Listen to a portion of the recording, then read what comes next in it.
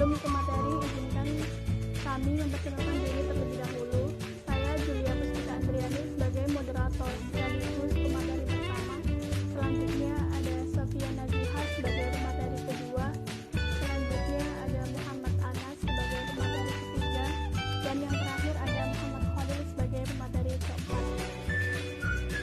Baik, materi pertama mengenai pengertian hadis mutawatir dan kriteria hadis mutawatir. Hadis mutawatir secara kebahasaan adalah isim fa'il dari kata al-tawatur yang berarti al-tatabu, yaitu berturut-turut. Sedangkan menurut istilah, mutawatir adalah hadis yang memiliki sanad yang pada setiap tingkatannya terdiri atas perawi yang banyak dengan jumlah yang menurut hukum adat atau logika tidak mungkin bersepakat untuk melakukan kebohongan atau dusta terhadap hadis yang mereka riwayatkan. Selanjutnya, kriteria hadis mutawatir.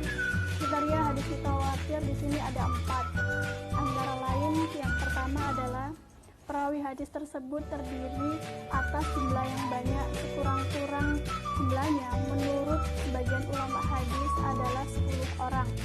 Yang kedua, jumlah tersebut harus terdapat pada setiap tingkatan sanad. Maksudnya adalah hadis itu diriwayatkan oleh banyak periwayat pada awal, tengah, sampai akhir sanad dengan jumlah tertentu. Yang ketiga, mustahil menurut adat bahwa mereka dapat sepakat untuk berdusta. Dan yang terakhir adalah sandaran riwayat atau sandaran beritanya adalah panca indera, yaitu sesuatu yang dapat dijangkau melalui panca indera, umpamanya melalui pendengaran atau didengar. Dan Assalamualaikum warahmatullahi wabarakatuh. Perkenalkan, nama saya Sofia Naziha, NIM 017 sebagai pemateri kedua. Di sini saya akan melanjutkan penjelasan dari pemateri pertama. Di sini saya akan menjelaskan tentang macam-macam hadis mutawatir. Hadis mutawatir dibagi menjadi 2, yaitu hadis mutawatir lafzi dan maknawi. Hadis mutawatir lafzi adalah hadis yang lafaz-lafaznya dan perawinya itu sama, baik hukum maupun maknanya. Dan sebagai contoh hadis mutawatir yang artinya, barang siapa yang berbuat dusta terhadapku dengan segalanya, maka berarti ia menyediakan tempatnya di neraka. Hadis ini diriwayatkan oleh dari 70 orang sahabat. Yang kedua itu adalah mutawatir maknawi. Mutawatir maknawi itu adalah hadis yang lafaz dan maknanya berlainan, tapi dapat diambil kesimpulan hadis itu punya makna yang sama secara umum. Contohnya, Nabi berdoa dengan mengangkat tangan. Jika diteliti, ada sebanyak 100 buah hadis yang menceritakan hal yang sama, namun berbeda dalam lafadznya, pengertian dan nilainya. Contoh lain dari hadis mutawatir yaitu hadis tentang mengusap sepatu atau almas ala al-wulfaid yang diriwayatkan secara bervariasi lafadznya oleh sekitar 70 orang.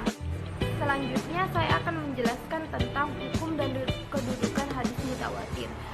Hukum dan kedudukan mutawatir ini, status dan hukum hadisnya itu qat'i al-wurud, yaitu pasti keberadaannya dan menghasilkan ilmu dari daruriyah atau pasti.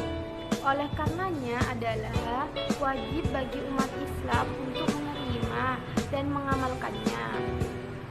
Dan karenanya pula orang yang menolak hadis mutawatir dihukumi kafir.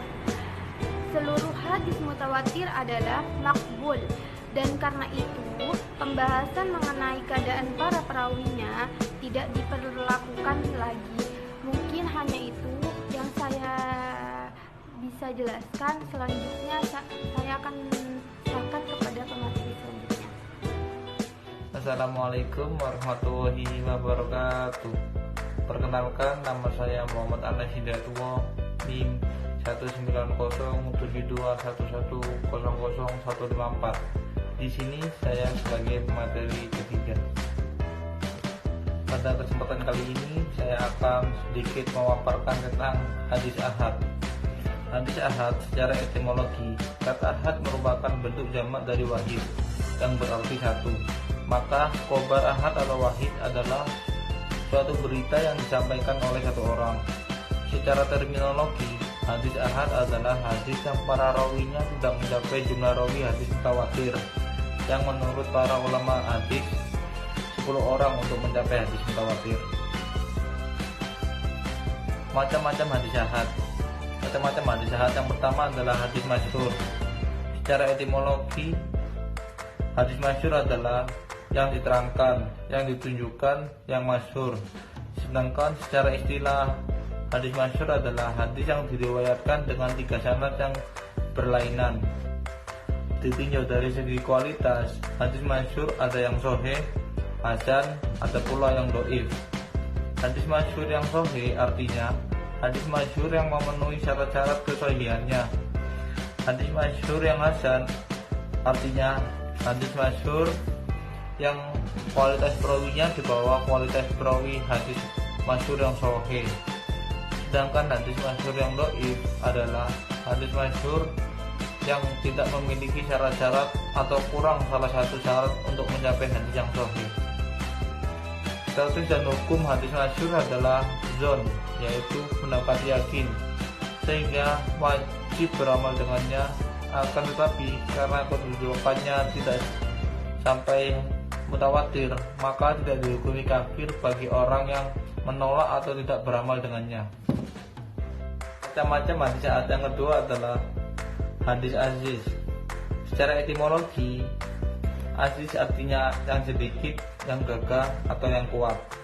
Secara istilah ilmu hadis, hadis aziz adalah hadis yang diriwayatkan dengan minimal 2 sanad yang berlainan rawinya. Atau dengan kata lain, hadis aziz adalah hadis yang diriwayatkan oleh 2 orang, walaupun 2 orang tersebut terdapat pada satu tabaqah saja. Dari definisi tersebut, kiranya dapat kita simpulkan bahwa suatu hadis dikatakan aziz bukan saja yang meriwayatkan oleh 2 orang rawi pada setiap tabaqah, yakni sejak dari tabaqah pertama sampai tabaqah terakhir. Tetapi sewaktu kedua tabaqah terdapat 3 orang perawi, tetap dapat dikategorikan sebagai hadis aziz. Dalam kaitan dengan masalah ini, Ibnu Hibban mengatakan bahwa hadis aziz yang hanya diriwayatkan dari dan kepada orang perawi pada setiap tabaqah tidak mungkin terjadi. Secara teori memang ada kemungkinan, tetapi sulit untuk dibuktikan.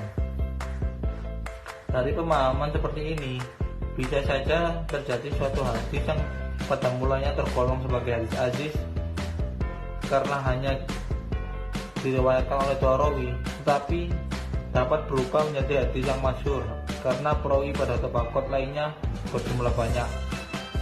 Dalam hadis aziz terdapat hadis aziz yang sahih, hadis aziz yang hasan, dan hadis aziz yang dhaif. Hadis aziz yang sahih, hasan, dan dhaif tergantung kepada terpenuhi atau tidaknya ketentuan-ketentuan yang berkaitan dengan hadis sahih, hasan, dan dhaif. Macam-macam hadis ahad yang ketiga yaitu hadis gharib. Gharib secara bahasa artinya yang jauh dari negerinya, yang asing, yang ajaib, yang luar biasa, yang jauh untuk dipahami. Adapun menurut mustalahul hadis, hadis gharib adalah suatu hadis yang diriwayatkan hanya dengan satu sanad. Dengan kata lain, suatu hadis yang seorang rawi bersendiri dalam meriwayatkannya, yaitu tidak ada orang lain yang menceritakan melainkan dia.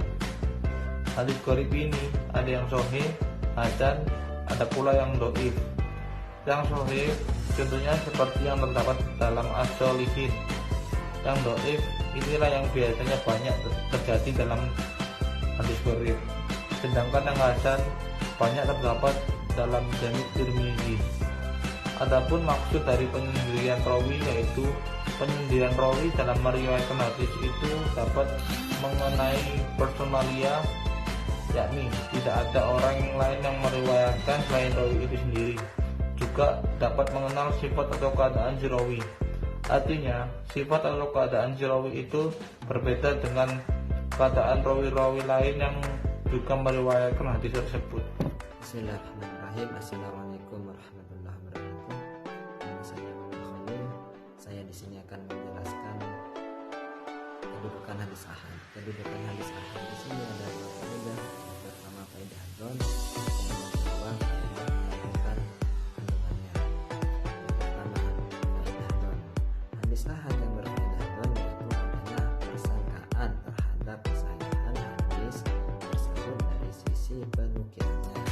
Karena hadis ahad tidak mencapai tingkatan jazam atau pasti sebagaimana hadis mutawatir, karena masih mengandung kemungkinan kesalahan lupa ataupun keliru dari periwayatan sang perawi. Namun faedah non bertingkat sehingga terkadang hadis ahad justru lebih berfaedah ilmunya apabila terdapat pernah atau indikasi yang menguatkan dan menjadi sahih atau sahih, sehingga menghapus kemungkinan untuk salah, lupa ataupun keliru dalam periwayatannya. Misalnya innamal a'malu binniyat. Innamal a'malu binniyat di sini termasuk hadis dhaif. Akan tetapi karena seluruh ulama mengamalnya, maka ini adalah qarinah yang menunjukkan bahwa hadis ini adalah benar-benar dari Nabi Muhammad SAW. Yang kedua mengamalkan kandungannya atau faedah mengamalkan kandungannya. Faedah mengamalkan kandungannya wajib mengamalkan apabila hadis tersebut dalam hal syariat, dan wajib membenarkan hadis tersebut dalam hal akidah. Hal ini berlaku apabila hadis ahad tersebut berstatus sahih atau benar. Terus yang terakhir, kesimpulan dari presentasi kami ialah hadis mutawatir adalah hadis yang memiliki sanad pada setiap tingkatannya, terdiri atas perawi yang banyak dengan jumlah yang menurut hukum adat atau akal tidak mungkin mereka rencanakan atau tidak mungkin mereka sepakati untuk melakukan kebohongan terhadap hadis atau terhadap hadis yang mereka riwayatkan.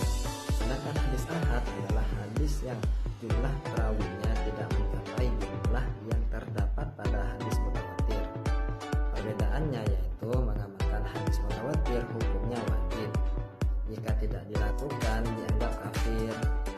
Sedangkan hukum mengamalkan hadis ahad juga wajib, akan tetapi tidak dianggap kafir jika kita tidak mengamalkannya atau tidak melakukannya. Baik, sekian dari presentasi atau pemaparan sedikit saya ini. Jika ada kesalahan, jika ada kehilafan kata